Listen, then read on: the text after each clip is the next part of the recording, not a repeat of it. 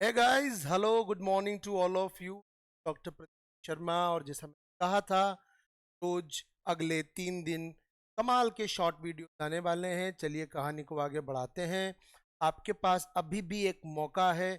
899 की minimum cost में आप कैप्सूल पीवाई कोड के साथ देकर कमाल का कंटेंट है जो आसानी से 10 से 12 घंटे में रिवाइज किया जा सकता है, वो आप ले लें और आप कंटेंट और 1000+ एमसीक्यू प्रैक्टिस करें।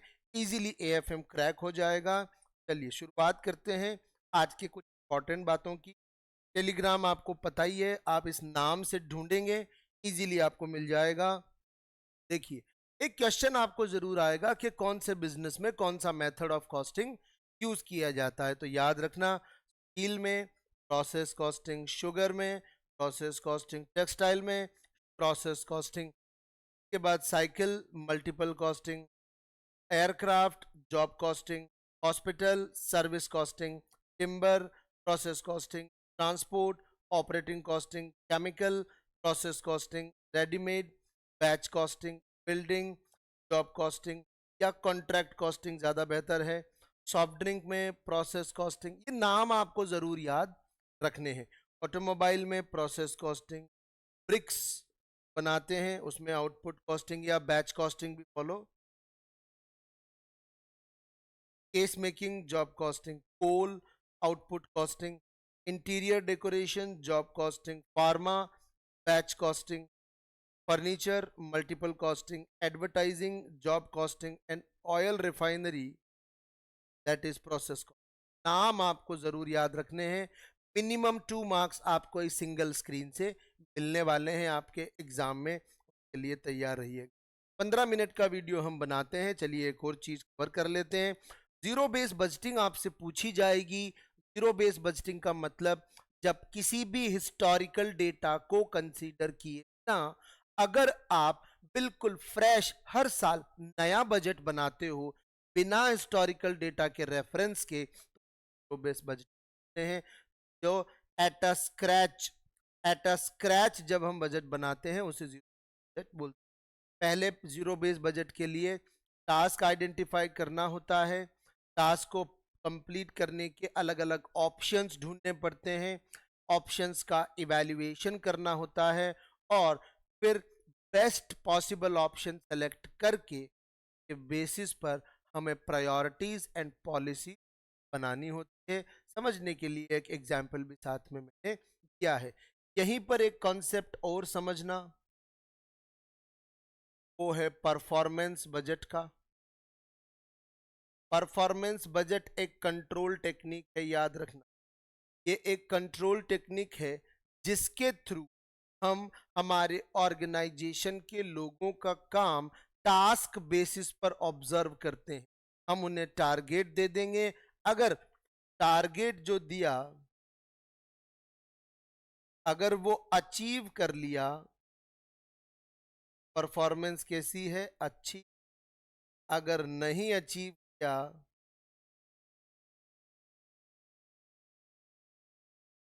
Not good. This is zero based budgeting and performance budgeting. Master budget क्या होता है? जब एक बजट में जब एक बजट में बिजनेस के सारे बजट की समरी इन्वॉल्व कर ली जाए, जब सारे बजट्स की समरी को एक बजट में इन्वॉल्व किया जाए, तो this is called master budget. जितने भी बिजनेस के डिवीजन हैं उनकी समरी एक बजट में जब लिखी जाती है, that is called master budget.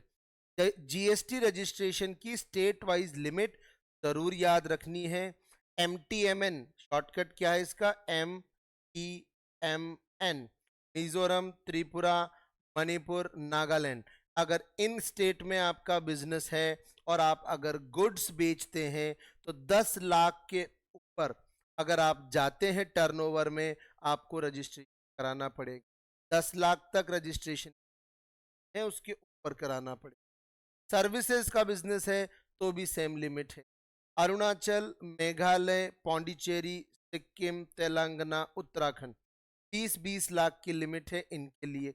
लेकिन जैसे ही इन दो स्पेशल कैटेगरी से आप बाहर निकलोगे, जम्मू कश्मीर, आसाम, हिमाचल और उसके अलावा पूरे देश में अगर गुड्स आप बेचते हो 40 लाख के ऊपर रजिस्ट्रेशन कंपलसरी है और सर्विसेज में 30 लाख के ऊपर रजिस्ट्रेशन कंपलसरी है। बहुत इंपॉर्टेंट है। टैक्सेस की दो कैटेगरी है, डायरेक्ट और इनडायरेक्ट टैक्स। याद रखना, जब पे करने वाला, टैक्स पे करने वाला और डिपॉजिट कराने वाला जब दोनों सेम हो तो डायरेक्ट टैक्स, और जब पे करने वाला और गवर्नमेंट को डिपॉजिट कराने वाला तो अलग अलग लोग हों, टू डिफरेंट पीपल, से हम इनडायरेक्ट टैक्स बोलेंगे। एग्जाम्पल्स याद रखने हैं, income tax, corporate tax, property tax, inheritance tax, gift tax, wealth tax, ये सब डायरेक्ट टैक्स हैं। Custom, excise, service, sales, VAT, सबसे इंपॉर्टेंट एसटी, ये क्या है? ये हमारे इनडायरेक्ट टैक्सेस हैं। नया टैक्स स्लैब आपको जरूर याद रखना है। टैक्स स्लैब में दो कैटेगरी हैं, एक नया एक पुराना। नए वाले में 2.5 लाख तक कोई टैक्स नहीं है, पुराने वाले में भी 2.5 लाख तक कोई टैक्स नहीं था किसी के लिए। लेकिन जैसे ही आप नए टैक्स रिजिम में आते हैं तो जैसे जैसे आपकी इनकम बढ़ती चली जाएगी, जैसे जैसे आपकी इनकम बढ़ती चली जाएगी, आप पे टैक्स की रेट भी 5-5% से बढ़ती चली जाएगी। पुराने वाले में 5, 20 और 30, सिर्फ 3 ही टैक्स रेट हैं। उसमें भी सीनियर सिटीजन 80 के तक वाले को 3 लाख तक कोई टैक्स नहीं है और 80 के ऊपर वालों को 5 लाख तक कोई टैक्स नहीं है। तो ये टैक्स रिजीम का जो रेट्स हैं ये आपको ज़रूर याद रखनी है कि कितनी टैक्स पर, कितनी इनकम पर कितना टैक्स रेट अप्लाई होता है। इनकम टैक्स के डिडक्शन 80C की लिमिट याद रखना, 1.5 लाख तब मिलता है जब पीएफ में और इंश्योरेंस में और इन फिक्स डिपॉजिट में, इन सब में अगर आप कंट्रीब्यूट करते हो 1.5 लाख तक का डिडक्शन है। 80D में 25,000 और 50,000 की लिमिट है। सीनियर सिटीजन 50, नॉर्मल के लिए 25। मेडिक्लेम का इंश्योरेंस ले रखा है आपने तो डिडक्शन है। 80GG में रेंट आपने पे किया है, 60,000 तक का डिडक्शन है। 80EE में 50,000 तक की लिमिट है, हाउसिंग लोन पर इंटरेस्ट की डिडक्शन मिल जाएगी।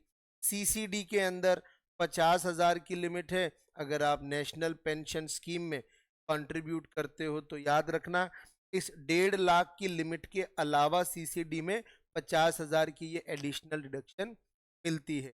टीटीए 10,000 तक का आपको इंटरेस्ट का डिडक्शन मिल जाएगा अगर आपका सेविंग अकाउंट में इंटरेस्ट बनता है तो। डिडक्शन इसके अलावा भी बहुत सारे हैं लेकिन ये मिनिमम आपको जरूर देख के जाने हैं।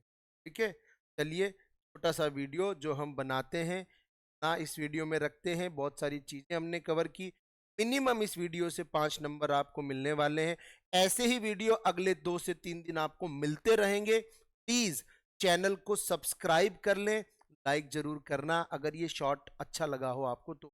याद रखिएगा मिनिमम आपको 5 नंबर इस वीडियो से मिलेंगे। ऐसे ही बहुत से वीडियो मैं आपके लिए आज और कल में लाने वाला हूं। Please subscribe the channel. Thank you very much, bye bye, have a great day.